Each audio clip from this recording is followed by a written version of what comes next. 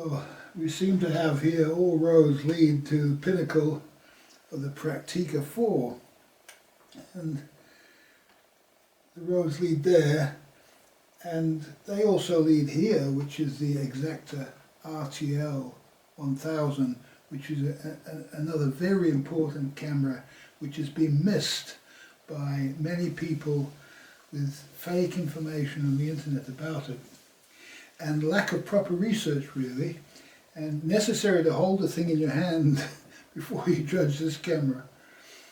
And so it all really starts with this model, which is probably one of the greatest inventions and industrial designs ever made by man.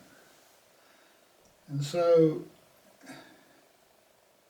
it's taken me weeks. I've had this camera for well over a month now, and it's taken me that long to fully appreciate it in all of its glory, because one has to consider that this is a camera which was basically first made in the 1930s, and it's such a long time ago, and it was sold right up into the 1960s and almost up to 1970, I would say, that they were still selling Exaktas and Exakta accessories. Even when you couldn't buy them in Germany, you could still get stuff in America for them. It's surprising, really. And so for a camera to have such a great history and such a great following, that I think I need to make a special title video just with the name Exakta. It was the first 35mm single lens reflex camera, and it is arguably the first with a pentaprism also, because they took the camera, it's the earliest camera to carry the pentaprism, I would say. I don't know of any other camera earlier than this that carries a pentaprism. You may say, oh well, it's only the later models that carry that, but it's still the same basic camera. And so the fact that it could be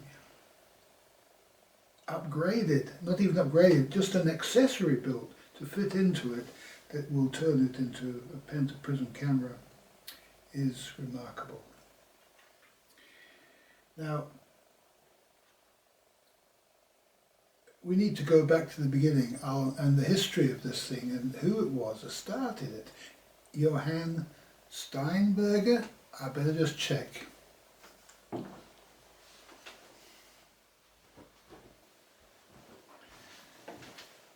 Steenbergen.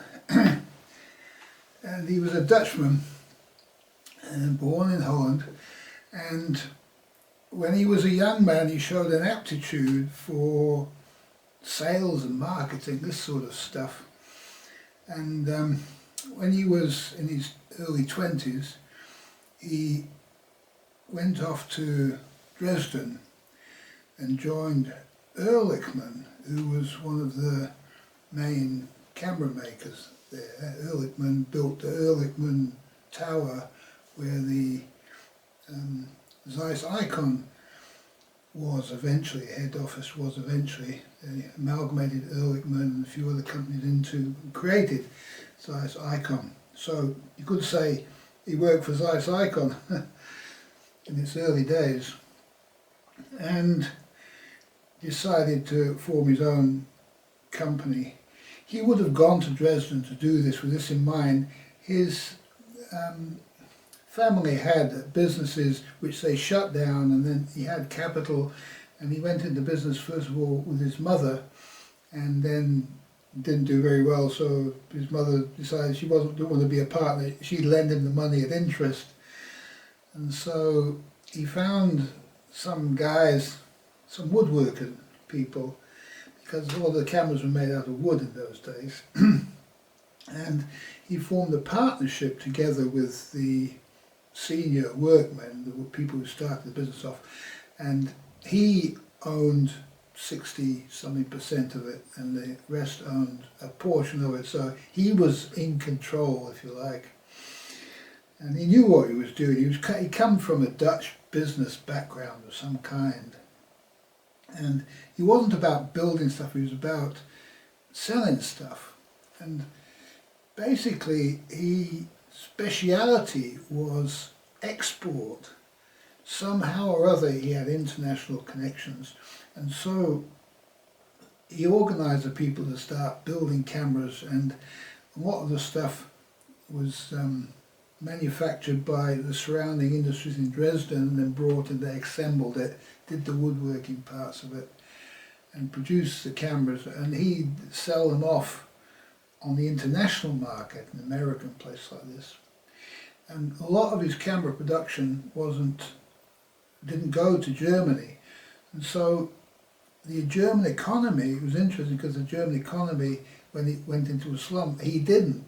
And sometimes the German economy was doing well and he was in a slump because the international players were, going down the tubes kind of thing. So he was very much an internationalist.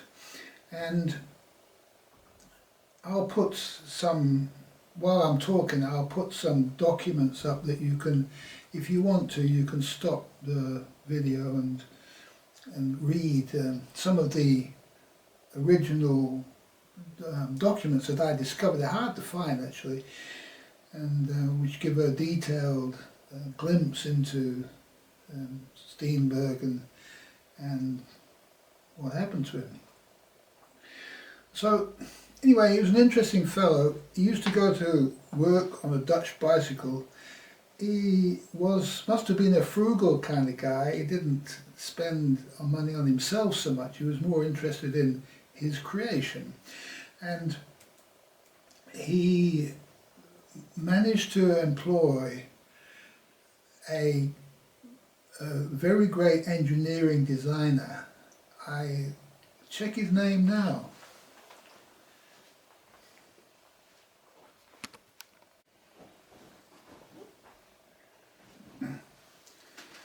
Karl Nuchterlein. And Karl Nuchterlein is the author, if you like, of the original Kini Exakta, which used 35mm movie film, the same as what the Leica did. So it was the first single lens reflex to use 35mm film, and people didn't believe it. When he first produced it, they didn't believe it. They had to actually see it to believe it. They didn't believe that such a thing could even exist. And it was the first all-metal camera. Nuchterlein was a engineer in metal, and so it was a time that cameras were moving to all-metal construction, and so it was one of the first all-metal cameras that the company built. There was a bigger one as well that predated it, and so it was an evolutionary process. And the first one, I'll show you on the screen, but the first one didn't have the pentaprism, and you look down and it didn't have removable, I need to clean that, it didn't have removable top either, but the later models did, and it turned into what's called a system camera. So a system camera is a camera that you can expand depending on which way your photography is moving professionally. And it was a very expensive camera. It was one of the most expensive cameras of its type, of its size, that you could buy. It was built solidly, good, precise German engineering. It came with very good lenses, and you could buy all these extra bits and pieces if you wanted to attach it to a microscope or a telescope or whatever you wanted to do with it. They developed the accessories for it, and it had a bayonet mount lens, which was fairly novel considering that it was 1935, something like this, and this is something the Contax came out with a screw mount lens, and so did the other later production. So, oops, no, I got it wrong. There we go.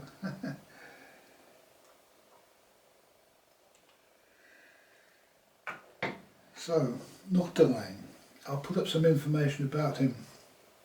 And Nuchterlein, unfortunately, Nuchterlein, who was the main designer of the camera, he was killed.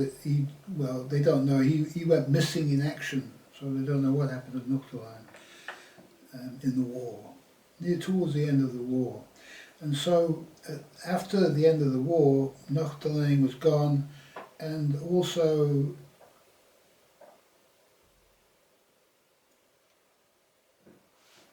I can't remember his name. Isn't that funny?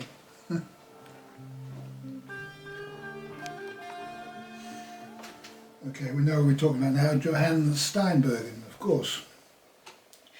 And so, in the 1920s, Steenbergen was recognised as in a good position in Germany, and they made him ambassador. The Dutch government made him ambassador to Germany, and this gave him a two-hat role, if you like. And when the Second World War started, it put him in a difficult position. He used to go over to America quite a lot, and he would go over there and get orders and then bring them back. The factory would just make into stock, and then they'd supply the orders that he got from stock. And so whilst he was over there, he married, I think it was a daughter or some relative of the mayor of San Francisco, I think it was. He was quite a political figure, and so he was obviously in big there with some of the big players in the west of America. And he decided, because I think his wife was Jewish, and so he decided he wanted to leave Germany, the beginning of the war period. And so he applied to leave. If you see on the internet, they say he sort of like he ran and escaped, you imagine him like, no, it didn't happen like that. What happened was he applied to leave. His wife was American passport. There were very important people. He was a diplomat. And yeah, he gathered together what he needed to take with him. He ended up with all his furniture in West Germany, so eventually at the end of his life, I know that, so it must have been a fairly orderly retreat. And he also went to Amsterdam, or Holland anyway, to visit with his family for a few weeks before moving to the USA. And so at the end of the war, when the Allies created IG Farben and all that, they were looking for something like him. Was very useful because he knew all about the camera industry and everything like that, and they wanted to make sure that they took over control of all the patents and so on. So he was a useful man, if you like, to help consolidate and be used for the court cases and things like that, that they were going to have to try to get the names of the camera businesses to try to steal those from East Germany, basically, because all of that stuff really ended up in East Germany. And it was really, should have been East Germany's property, yet the West, of course, is always quick to try to use a court system, if you like, to get what it needed. And reading between the lines, well, not reading between the lines, reading from the words of his nephew, who used to visit with him and talk to him often about his work, because he worked as a diplomat after the war, and then the IG Farben people got him together when they formed Zeiss Opton, and they wanted to do the same for Ihagee. They wanted to take the Exakta, all the names and everything, and create a new company and sort of steal that from the East Germans who were making. That's where they lived and worked and made cameras in Dresden. And so these people in the West had the idea to steal that from the workers. And so they got Steenbergen to come together as kind of like a figurehead, but it was a lot of other industrialists and business people, part of the IG group, I suppose, who formed the company Exakta, I don't know whether they call it Exakta or Ihagee West, maybe Ihagee West, I don't know, but it was put forward as being his company, but it wasn't really his company. It was a group of other people, and he regretted that he had to do that. And a lot of the place, if you read about him in different places on the internet, like in Wikipedia and stuff like that, it says that the East Germans prevented him returning to Dresden, but that's not what his nephew says. His nephew said that the Allies prevented him from returning, which makes more sense really, because they didn't. If he'd have returned, that would have given his skills and expertise to the Russians, as they saw it with the East Germans. They thought the East Germans were Russians, but they weren't really. The East Germans were Germans, just like West Germans were. You know?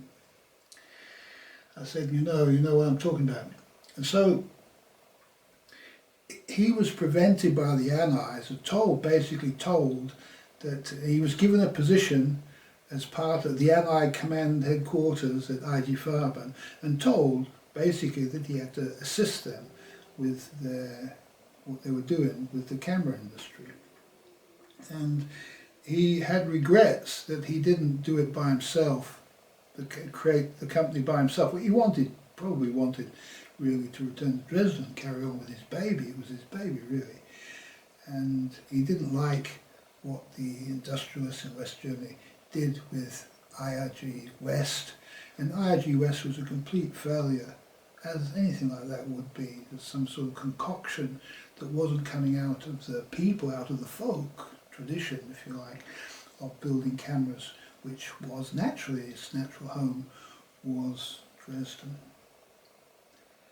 Okay, I put up the documents that support what I'm saying, just so that if you're interested in the detail of it, you can read through it, because it is an interesting story and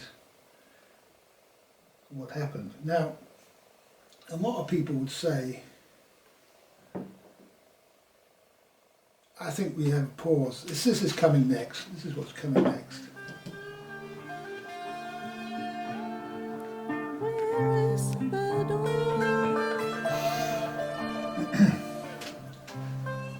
So, in East Germany, in Dresden, they continued to build the Exakta and improve it and bring out new models. And this model, I think this one's from about 1960, something like that.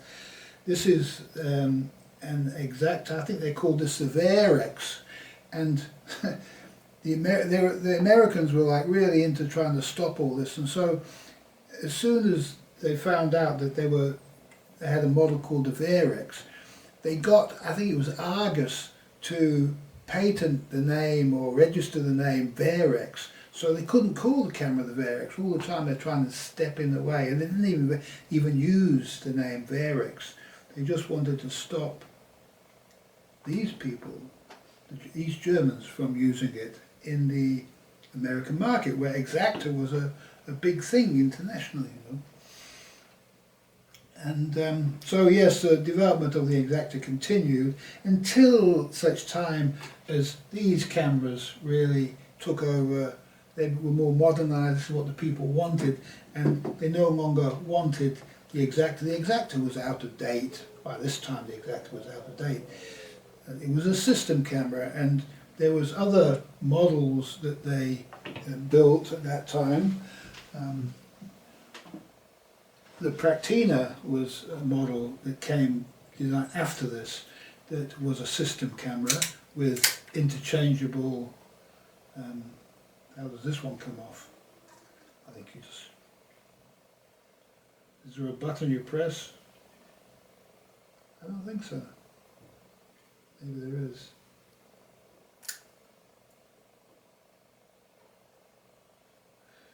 I'll have to read the manual. But anyway, it's removable finders on this one. And so there was a movement to replace this, and ultimately they produced this camera, which was a very, very, very nice camera. And a lot of people said, in the West they tried to belittle it, because they said, oh, it was just a Praktica. And I thought, looking at it from a distance, I thought, yeah, maybe it's just a Praktica. But anyway, for some reason, I wanted to get one of these because I just liked the look of it. I thought, wow, what incredible industrial design. And it reminded me a bit of the classic styling of this one. So I made a point to actually get one of these, and I'm so glad that I did, because it is such a well-built camera. And I discovered only recently, the last few days, that the whole inside is different. The whole metal, the top, everything is made out of a completely different metal. I think these ones went to plastic. You can't tell the difference, but it's actually plastic top, I think. And these ones were all metal. And you can see also that the shape, it's not the square on the bottom. You see, this one's just rectangular, whereas it's curved. And the distance between the lens and the focal plane is different on the Exakta. And what they wanted to do was create a camera so that you could use your Exakta lenses. So, you know, if you had an Exakta and you had a whole collection of lenses, you could use your lens. See the button? Now, isn't that a perfect solution to a new model of Exakta, that you update the whole body using some of the technology from the Praktica, but a lot of new technology and a lot of the original technology of the Exakta, and you have through the lens metering that also works with the older lenses in the stop-down mode.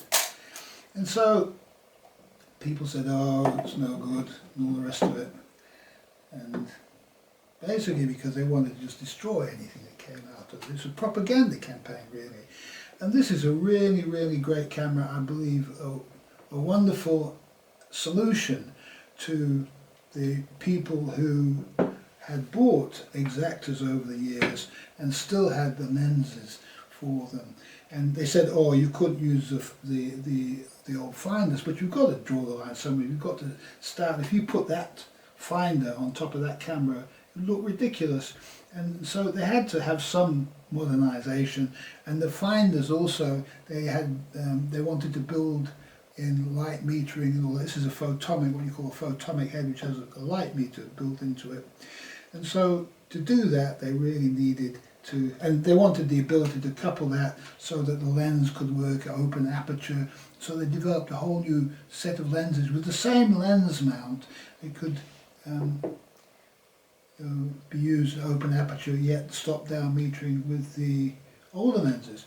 So it was a really, really good solution, and unfortunately it wasn't picked up because, well, maybe the Exakta people had already were happy to change their lenses and want to go to newer, more modern lenses. So they did the Exakta people a favour, the Exakta customers a favour, and perhaps they didn't, or maybe it wasn't promoted in the right way in America and places like that. Maybe because it was promoted, they thought, oh, it's just a Praktica. They didn't realise what a great, solid, beautiful camera it was. Okay, I'll change the lens now. This is what you call the zebra design of the 1960s. Really a rather wonderful style.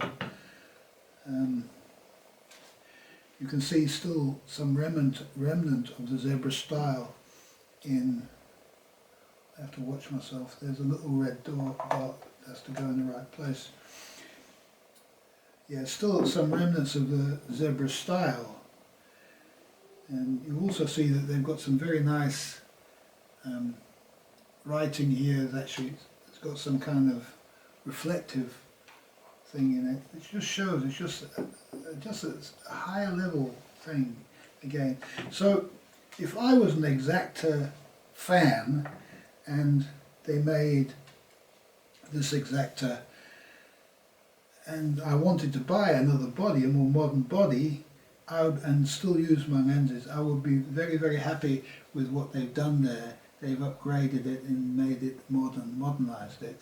In very similar styling to the Nikon F with the photomic head, but having its own style, which I think is much more attractive. You can see also, you see, if you look at this is also the zebra styling in these parts of it as well. And so, such a great attention to detail. GDR cameras are just magnificent. I believe they're much, much more interesting than the Nikon. And you know, if you have a look at the Nikon, where's that gone? There's a Nikon here, the Nikon map. It becomes too architectural in my mind. It's too heavy, and if you compare these two cameras, this one is heavy, but not quite as heavy. Or maybe it's the same. It's very similar, but somehow it's easier to hold this one, and this one really feels heavy when you pick it up. And this one had the metal focal plane shutter, and this one has a cloth focal plane shutter. I think, no, wait a minute, let's have a look. I'm not 100% sure about that. I think this might have the metal focal plane shutter. Of course it would have, surely. Yeah, okay. So, there you go, made in the GDR on the bottom there. And it's a great shutter. It's a great shutter. So, it had everything that the Nikon had, really. And it had this one has a Meyer-Optik Gorlitz lens, but they also had Karl Zeiss made lenses for them as well. So you could have whatever you like, but the Meyer-Optik is a very great lens.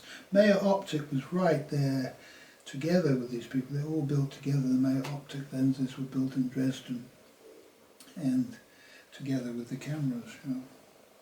And they're a wonderful lens. I've done, this is a Meyer-Optik Gorlitz, and a lot of the photographs that you're seeing, and where I've got the sepia tone black and white pictures, the high quality black and white pictures which I flash up every now and again. A lot of those pictures are taken with the Meyer-Optik Gorlitz 135mm, and some of them are taken with the 50mm, which is a Karl Zeiss 50mm from the 1980s. That's my most recent one, and that's the sharpest one I've got. And it's what was supplied to the later Praktica. Okay, I'll take a pause.